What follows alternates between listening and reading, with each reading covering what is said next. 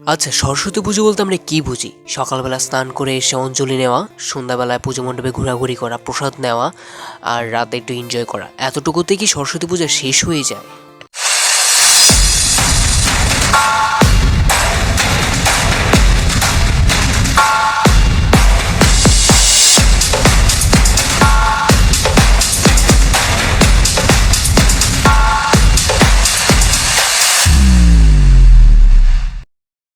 নমস্কার, কেমন আছেন সবাই? আশা করছি সবাই ভালো আছেন। তো আশা করি সবাই বুঝে গেছেন যে আজকে কী নিয়ে ব্লগ হতে চলেছে। তো আমি প্রথমে একটা কথা বলেছিলাম যে সরস্বতী পুজো আসলে কি। সরস্বতী পুজো কি সকালে অঞ্জলি নেওয়া, রাতে একটু ঘুরোঘুরি করা, প্রসাদ নেওয়া, এতটুকুতেই কি শেষ হয়ে যায়? না, এতটুকুতে শেষ হয় না। এটার পিছনে রয়েছে অক্লান্ত পরিশ্রম আর মজাদার মজাদার কাহিনী। তো এবার ফ্রেন্ড সঙ্গে নেতৃত্বে আমরা পুজোটি করি। তো পুজোর পুরো থিম, স্টেজ সব আমরাই তৈরি করেছি, কোনো বাইরের লোক ছিল না। তো পুরো ভিডিওটি জুড়ে রয়েছে অনেক মজাদার মজাদার কাহিনী। তো অবশ্যই পুরো ভিডিওটি দেখে যাবেন। তো চলুন আজকে ভিডিওটি শুরু করা যাক। তো আমরা বের হয়ে গেছি এখন প্রতিমা আনার উদ্দেশ্যে। তো আমরা এখন যাচ্ছি লক্ষ্মীপুর শাকারিপাড়া কালী মন্দিরে, সেখান থেকে আমাদের সরস্বতী প্রতিমাটি আনবো।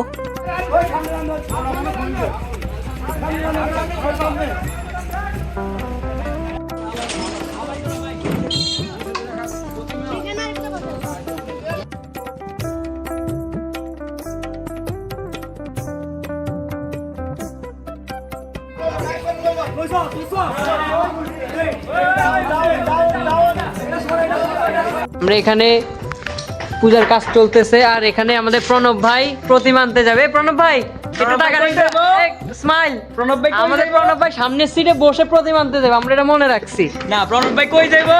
প্রতিমা আনতে লক্ষ্মীপুর সামনের সিট। তো অলমোস্ট আমাদের সব কাজ কমপ্লিট, আর এখন বাজে প্রায় 1টার মতো।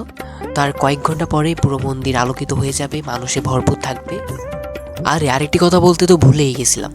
তো এবারে থিম হচ্ছে আমাদের রামায়ণের ভাবমূর্তি, যেখানে থাকবে রামায়ণের চিত্র আঁকা কিছু কাহিনী।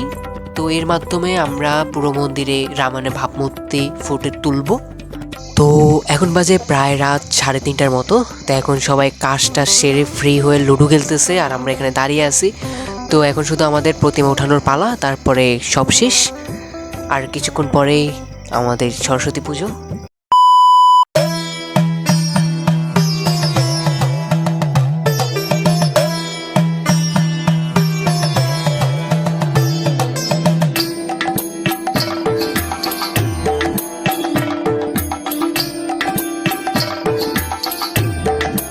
তো সকালবেলা মন্দির আসতে না আসতে দেখি পুরো মন্দির ভরপুর হয়ে গেছে, কারণ এখন বাজে প্রায় 11টা প্লাস। আমাদের একটু ঘুমতে করতে লেট হয়ে গেছে, কারণ ঘুমাতে ঘুমাতে 4টা প্লাস বেজে গেছে। তো চলুন এখন একটু মায়ের কাছে আশীর্বাদ চাই, বিদ্যা বুদ্ধি চাই। তো সারা বছর বিতলামি করার পর এখন একটু মায়ের কাছে আশীর্বাদ চাই। তো চলুন অঞ্জলি নেওয়ার পর দেখা হচ্ছে সবার সাথে। তো সবাই একটু কমেন্ট করে জানাবেন যে আমাদের পূজার মণ্ডপটা কেমন হয়েছে, সবার থেকে কেমন লাগছে আমাদের প্রতিমাটা। তো আমাদের বাজারে আরো 2-3টা পুজো হয়েছে, তো চলুন সেগুলো একটু ঘুরে দেখা যাক।